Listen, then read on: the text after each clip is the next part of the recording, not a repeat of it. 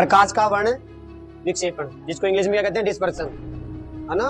तो देखो क्या होता है कि जब सफेद प्रकाश को प्रिज्म के ऊपर डाला जाता है तो वह अपने 7 रंगों में बढ़ जाता है। प्रकाश की ऐसी घटना को क्या कहते हैं, वर्ण विक्षेपण कहते हैं। ऐसा इसलिए होता है क्योंकि प्रकाश के जो वर्ण है, वो रंग है, वो आपतित किरण के सापेक्ष विभिन्न कोणों पर, अलग अलग कोणों पर मुड़ जाते हैं, जिसे हम क्या कहते हैं, बैंड कहते हैं, विचलन कहते हैं। और जो हमें वो बैंड प्राप्त होता है उसे क्या कहते हैं, स्पेक्ट्रम कहते हैं। जो सबसे अधिक झुकाव होता है वो किसका होता है, बैंगनी रंग का होता है। और सबसे कम झुकाव कौन होता है, लाल रंग का। जिसकी ट्री क्या होती है, बोलो क्या होती है, क्या आंसर ग्योर, विव ग्योर। वी यानी बोलो वॉयलेट, आई यानी इंडिगो, और बी यानी क्या, जी यानी वाई यानी ओ यानी, बिल्कुल मेरे को तो नहीं पता था, मेरे को पता ही नहीं था। आर यानी रेड। सबसे ज्यादा झुकाव बोलो, और सबसे कम झुकाव बनना ना वो वर्ण विक्षेपण में। ये तो ऐसे लगा के क्या लिखेंगे, इंद्र धनुष। देखो इंग्लिश में नाम देखो इसका, रेनबो, इंद्रधनुष का बनना। इसका नाम इंग्लिश में सही समझ में आया, रेनबो। यानी ये तभी बनेगा जब क्या होगी, बारिश के टाइम बनेगा, बिना बारिश के टाइम नहीं बनेगी। कि जब बरसात हो जाती है, हल्की हल्की बरसात हो जाती है, तो पानी की बूंदें कहाँ होती है, वायुमंडल में। और तुम्हें पता है प्रकाश वायुमंडल को पार करके आता है पृथ्वी पर। तो जैसे ही वायुमंडल में प्रकाश की बूंदे, वर्षा की बूंदें होती है, तो प्रकाश उस वर्षा की बूंदों पर गिरता है, और वहां कौन सी घटना होती है, वर्ण विक्षेपण। वर्ण विक्षेपण, है ना।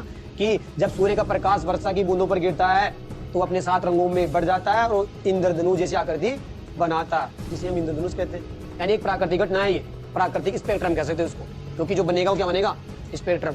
7 रंग मिलेंगे अपने को, बनता है कि नहीं बनता, किसने देखा है, सबने देखा है, ये कल ही दिखा दिया था।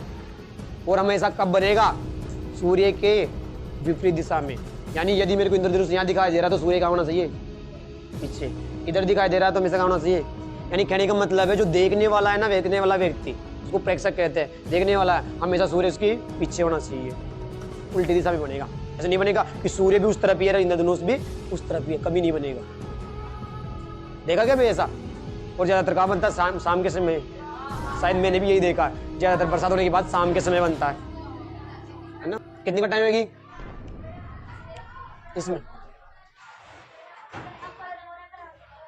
4 घटनाएं इसमें। सबसे पहले होगी अपवर्तन, उसके बाद में परावर्तन, उसके बाद में वर्ण विक्षेपण, उसके बाद में पूर्ण आंतरिक परावर्तन।